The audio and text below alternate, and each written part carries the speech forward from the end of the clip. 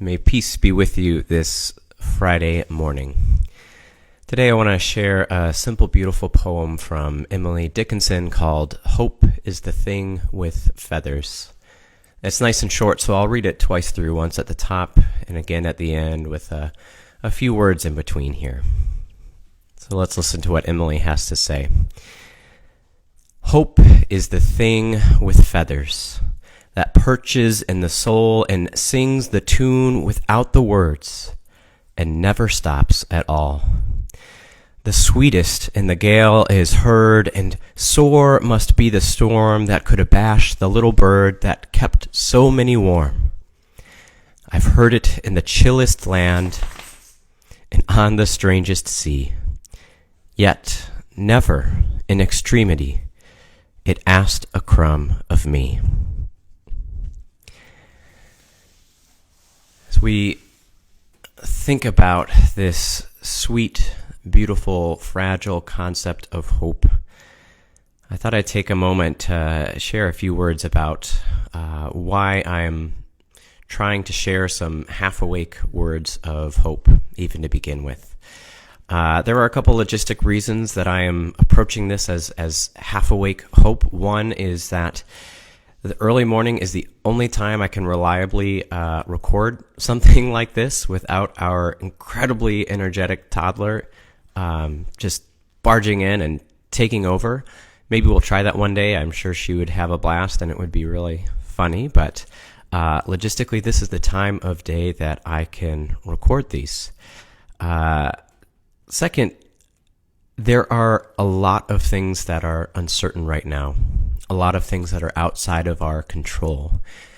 And I do hope that one thing that we can do is control the way that we begin our days. And so I hope this simple offering in the morning can, for many of you, be a way to center on some calm words of hope or peace, as we then go about the many challenges of our day, as we then strive to stay informed. There's a lot of difficult news out there, a lot of unsettling things, and it's important that we find things that center us as well.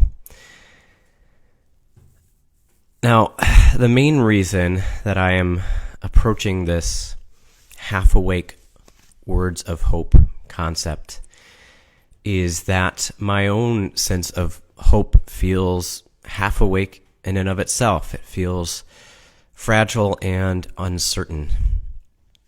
As a faith leader, I spent all of last weekend, Thursday, Friday, Saturday, and Sunday, constantly streaming news, finding all of the information that I can as our community try to decide whether or not to physically close and wrestle with what this is going to mean with for us and for our community members and for the vulnerable populations in our lives that we care for. And as I took more and more information in, trying to be as informed as possible, I just took in a lot of that stress and anxiety and fear of the unknown.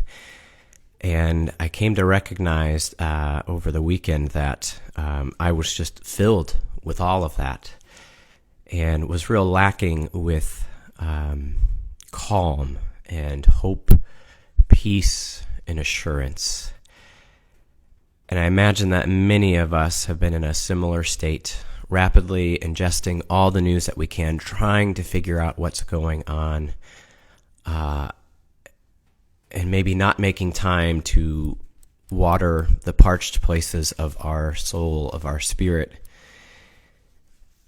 And so I wanted to offer this as a way to breathe some hope into the world. And I do that as one whose hope is only half awake myself. As I look around, I see a lot of uncertainty, a lot of things that I am deeply concerned about, from the slow response of our government to the unavailability of test kits, to loved ones in my life that I feel very unsure of. There is a lot that is diminishing and unsetting my sense of hope and assurance. And yet I also see people stepping up and caring for one another, reaching out. I see nurses and teachers and public health workers busting their butts to find a way to break through the unknown and to provide information and care for people, even with limited supplies. I see the resiliency of the human spirit coming out in those people and many of you, and that does bring me hope, even in the midst of my uncertainty. And so I'm going to strive to be here each morning, Monday through Friday, offering some simple words of hope, even though for me that hope is only half awake and half realized. It is a hope that is fragile and as disheveled as I'm probably going to look here in the mornings. And yet I hope that it is a hope that is nonetheless sincere. Because in truth, I'm tired, I'm a bit disheveled, I'm a bit anxious at times here, and I'm uncertain. But I'm also hopeful and committed to working together and with each of you to care for one another in our lives. And I would rather share a hope that is half awake and yet sincere than one that is polished and pristine yet hollow or out of touch with the realities that we are all trying to navigate together. In short, it is a hope that is like a thing with feathers perched in the soul and trying to navigate a stormy world around us. It's important that we care for that hope and nurture it in the places that we find it. So as I close this morning, I'll leave us again with these wonderful words from Emily Dickinson. Hope is the thing with feathers that perches in the soul and sings the tune without words and never stops at all.